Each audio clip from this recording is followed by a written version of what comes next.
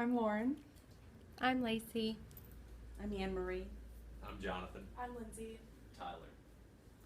Mulberry is a small, charming town in Central Florida with a rich history. My name is Stephen Hahn, and today I'll take you through a history of this town that many of you call home. A history of Mulberry would not be complete without mention of the phosphate industry. According to MulberryPhosphateMuseum.org, around 250 million years ago, Florida was covered by ocean. Sharks, fish, and oceanic plant life flourished. Fast forward about 65 million years ago, and a volcanic island emerged, where Florida now sits. The Great Ice Age was in full swing, which contributed to worldwide low sea levels, which allowed for land animals to thrive. Many years later, around 10 million BC, all that ice had melted, and the ocean came flooding in once again, except this time the water brought with it phosphorus-rich particles. When the water eventually receded once again, these phosphate particles were left behind with the largest concentrations in Mulberry, which, as you all know, is the phosphate capital of the world. What makes the phosphate in this region so special is the form it takes. It can be found in large phosphorus rocks buried relatively shallow in the soil, which is quite important because, according to MulberryChamber.org, before these rocks were discovered in Mulberry, animal bones and bird guano was the primary resources they used to produce phosphate. Animal bones are bone black, which was animal bones that they singed and burned to produce phosphate, and bird guano was bird excrement. So these two methods were not cost effective and didn't really produce a big yield of phosphate. So obviously the rock form in Mulberry contributed to the boom in the industry here. City of MulberryFL.org says that the first settlers came to the area in the 1840s. There was just a few people at first, spread out sporadically around the town. Longleaf yellow pine trees dominated the landscape, which brought in the logging industry. County records actually show that Diston and Company, which is a saw manufacturer, owned half of Mulberry at one point. So at this point in time, Mulberry was still unincorporated and part of an unnamed district within Polk County.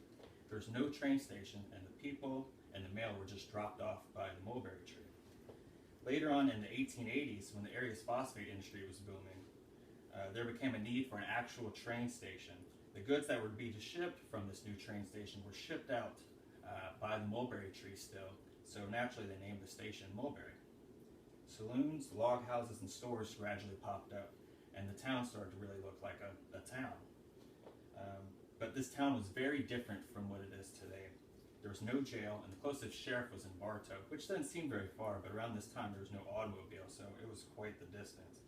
Ford's Model T didn't come out for another 20 years.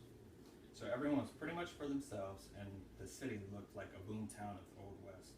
Everyone openly carried firearms, there was hangings in the mulberry tree, and mob justice prevailed over the city. Monday was the day set aside for the coroner to come to town to assess the weekend deaths caused by the troublemakers in town. There's even a local legend that speaks that the mulberry tree was an innocent tree that stood lifeless many years, resembling a tombstone. Locals say it didn't flower as a sign that it didn't condone the violence that was so frequent in the area.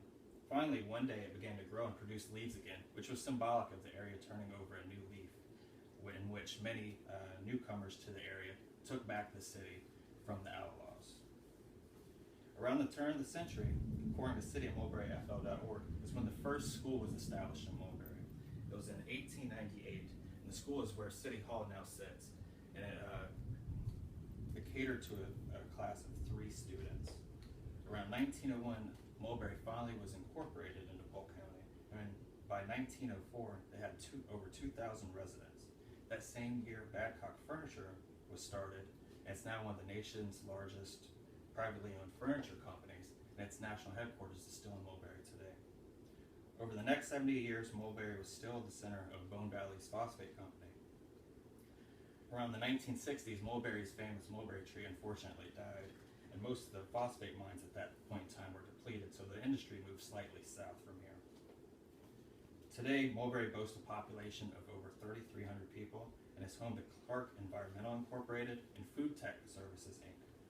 It continues to be a fascinating city today and has quite a deep history that includes the phosphate industry, Wild West style beginnings, and many successful industries. I can't help but smile whenever I get the opportunity to visit historic Mulberry.